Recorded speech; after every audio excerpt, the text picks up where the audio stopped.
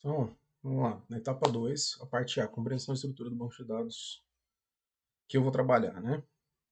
No, no caso aqui do que eu tenho tido de contato com pessoas que trabalham com dados, tanto o de dado espacial quanto de dado científico, né, de coleções,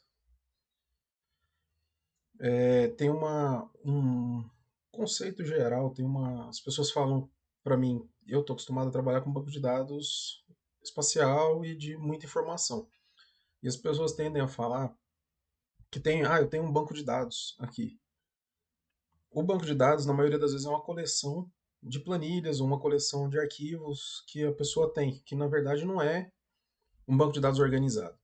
Esse banco de dados organizado ele poderia ser tanto algo realmente software de banco de dados e todas as informações estão lá dentro, aí eu estou falando da estrutura do banco de dados, ou pode ser só a modelagem, a forma que eu guardei aqueles dados, e eu guardei ele em planilhas, mas em pastas e formato que realmente seja um banco de dados, não é um mero arquivo. Eu não estou só jogando um monte de coisa dentro de um arquivo, eu tenho uma organização mínima para aquilo. Então, para eu começar a definição disso e para depois eu transformar isso efetivamente num banco de dados, que aí eu teria que modelar e pensar na estrutura disso, qual que é a organização que eu quero dessa informação, para que eu vou usar e onde que eu vou guardar isso de fato, né? Se eu vou guardar numa máquina com um banco de dados específico, um software específico de banco de dados e as tabelas lá dentro organizado.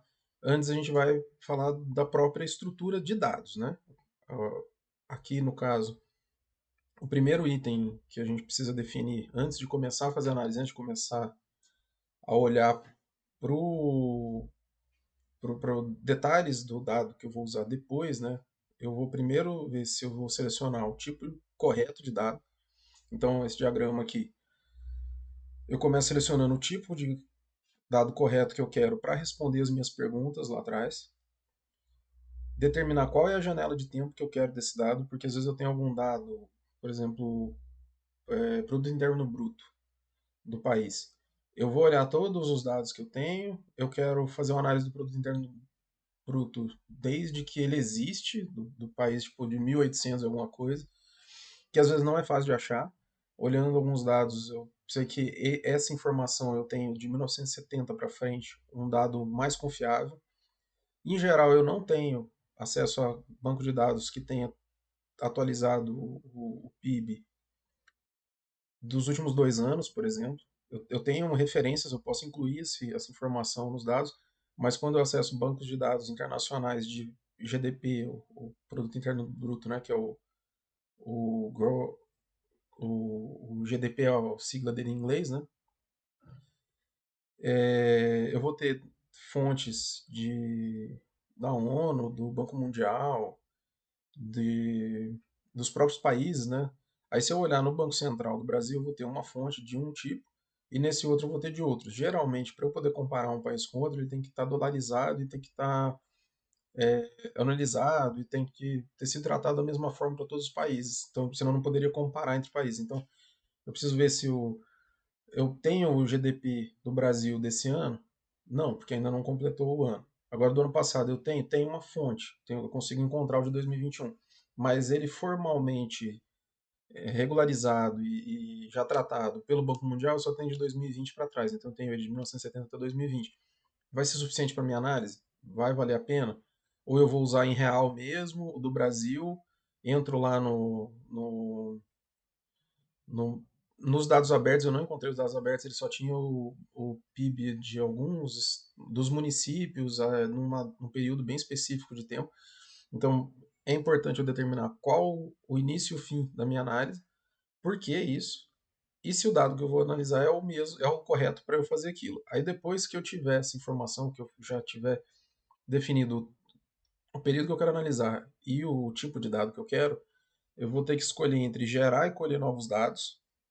No caso do PIB não é um bom exemplo, mas no caso de coleção científica, por exemplo, eu vou ter que ver se eu tenho um prazo aí de 2 anos para fazer uma análise de um determinado grupo de animais de uma região específica, se eu vou buscar esses animais, se eu vou entrar no campo e vou colher novos dados, se eu vou, por exemplo, se é algo relacionado a comunidades que trabalham com floresta, se eu vou entrevistar essas pessoas ou se eu vou usar dados existentes, se eu vou pegar entrevistas que já foram feitas, se eu vou buscar coleções científicas que já têm parte das informações, mesmo que seja uma parte inicial, ou se eu não tenho tempo de ir a campo e encontrar as espécies que eu gostaria de encontrar, né? Se eu for atrás de um anfíbio específico, ou então de um pássaro específico que não é fácil de encontrar, pode ser que eu seja inviável colher novos dados sobre aquele. Eu posso tentar colher e usar aquilo como um dado adicional, mas eu vou ter que recorrer a dados físicos, né, de dados de coleção, de coleta que está em algum depositado em algum museu ou alguma universidade. Da mesma forma, os dados de satélite e de informação ambiental de sensoriamento remoto. Eu vou ter tempo de fazer uma nova classificação de imagem, eu vou ter tempo de buscar todas as imagens de satélite de um determinado nível para fazer a análise que eu preciso, ou, e eu quero fazer isso ou não, porque isso tem que ter um método. Eu vou montar um método específico para isso, ou eu vou aproveitar alguma análise, por exemplo, o Map Biomas, que já usa Landsat, que já está bem estruturado, para olhar o que tem de remanescente de vegetação hoje ou em algum ano para o passado. Essas decisões vão afetar como que eu vou trabalhar os dados depois, né? Se eu vou ter uma base nova, se eu vou copiar uma base de algum lugar e onde que eu vou organizar isso. Se eu for gerar ou colher esses novos dados, eu vou precisar decidir como que eu vou coletar e definir a quantidade de dados que eu vou coletar. Se eu vou preciso de 20 amostras ou preciso de milhões de amostras, isso são coisas que eu vou precisar avaliar. Tem dado que é mais fácil de você automatizar e coletar tudo de uma vez.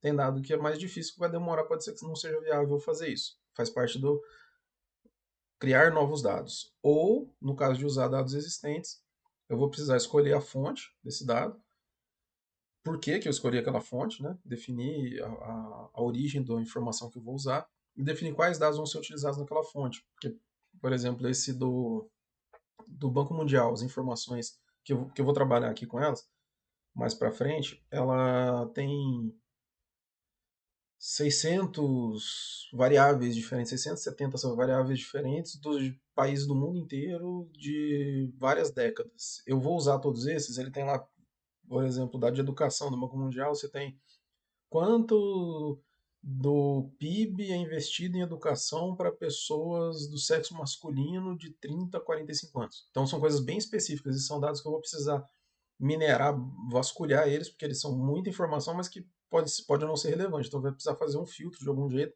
encontrar a sua variável lá dentro e usar. Não é sempre muito tão simples você, eu quero encontrar tal coisa, você procura no Google, acha lá um dataset e usa aquilo. Vou achar uma base de dados e vou usar. Nem sempre essa formação vai ser exatamente o que você quer e nem sempre vai estar facilmente processável. Pode ser que você encontre um gráfico e não consegue baixar o dado para gerar nova informação a partir daquele gráfico, né? Também vai depender do que você quer fazer com a informação. Então, isso eu preciso primeiro selecionar bem o dado e a janela de tempo que eu vou usar. Depois eu vou precisar pegar dentro do tipo de dado que eu defini e como que eu vou começar aquela informação, qual que é o formato desse dado que eu vou usar. O formato no sentido de qual que é a natureza desse dado, né? Se é um dado interno de onde eu trabalho, da minha instituição ou da minha companhia, né? Então eu tenho um dado que foi coletado internamente dentro do Instituto Nacional da Mata Atlântica e é sobre, por exemplo, as pessoas que trabalham aqui dentro, né? Então sobre o recurso que a gente aplica em pesquisa, em investimento de estrutura ao longo do ano, aquilo ali é uma informação nossa, interna. Ou se vai ser uma fonte externa, totalmente externa, ou externo, no meu caso, externo ao governo federal ou externo ao Instituto Nacional do Mata Atlântica. Se é um estudo do IMA com informações do MCTI, eu posso considerar que isso é uma fonte externa, porque eu vou ter um dado que eu não tenho controle sobre ele. E como que eu vou usar esse dado? Também, se esse dado é contínuo ou discreto, então se eu vou ter um dado que ele é, o contínuo discreto é se ele tem o float ou não, né? Se ele é um dado que eu tenho categorias específicas, mesmo que ele seja numérico, mas eu tenho lá 1, 2, 3, 4, 5 e só, ou se eu vou ter 2,5, 2,6, 2,7, isso vai afetar a forma que eu vou ter que fazer a análise desse dado. Também, se esse dado é estruturado ou não estruturado, se ele já vem organizado e se ele é organizado por si só, né? No caso, por exemplo, um dado estruturado seria esses dados de economia vão ser organizados, eles vão estar dispostos de uma forma ano a ano, país a país, organizado com uma organização conhecida, né? O não estruturado pode ser, por exemplo, vídeos que eu tenho no YouTube ou na internet relacionados a um certo assunto. Aquilo não tem uma estrutura fixa, ele não tem uma organização padrão que ele segue. Ou então fotografias, eu tirei fotos de vegetação. Esse dado não é estruturado. Eu posso criar um dado estruturado a partir dele, mas originalmente na fonte ele não é um dado estruturado, é um monte de foto ou um monte de música que eu vou de alguma forma organizar ele. Não, eu não consigo já partir de organizações padrão daquilo para frente, né? Também se ele é nominal ou ordinal, então se ele é composto de não, independente de ser números ou serem letras, né, palavras, mas se ele pode ou não pode ser é, ordenado, né? Se eu consigo, eu tenho naturalmente uma ordem das coisas, eu consigo falar porque eu posso definir uma ordem alfabética e esse dado ser um dado ordinal, apesar dele ser palavras. Mas eu posso, isso na minha análise, isso na minha coleta de dados, vai fazer diferença? Esse dado tem uma sequência, e aí se eu coleto ele, por exemplo, em horários do dia, e eu guardo esses dados nos horários, ele é um dado ordinal. Se eu coleto só os nomes dos animais que eu vi ao longo de vários dias, isso pode virar um dado nominal, então isso é importante de saber.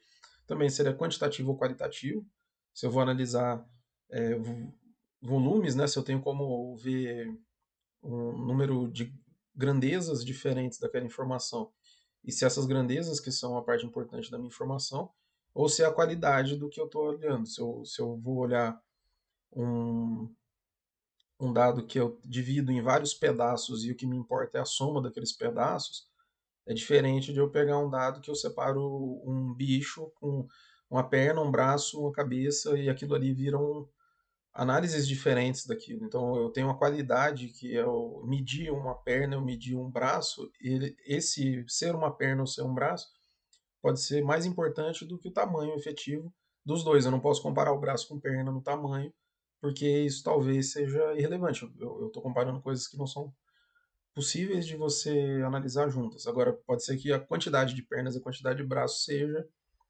o mais importante. Aí, tanto faz o comprimento, eu estou só pegando a quantidade de cada um, né? E por fim, se ele é primário ou secundário. Se é um dado, além dele ser externo, ele pode ser um dado externo secundário. Alguém analisou uma outra informação, alguém fez uma análise de uma outra fonte de informação, chegou a uma conclusão, guardou aquela informação fora da minha instituição e eu puxei aquilo. Nesses casos todos, pode ser que o dado seja mais ou menos confiável dependendo de qual é a classificação dele inicial.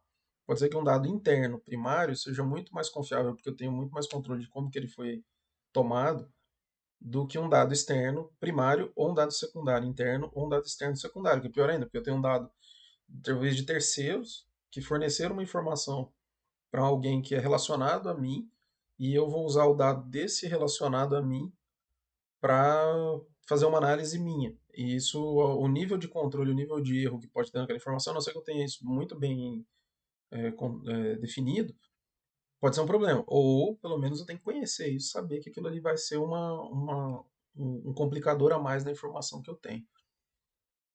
Tá? Então, aí eu vou depois detalhar mais cada um desses com exemplos. Vou deixar para o próximo vídeo.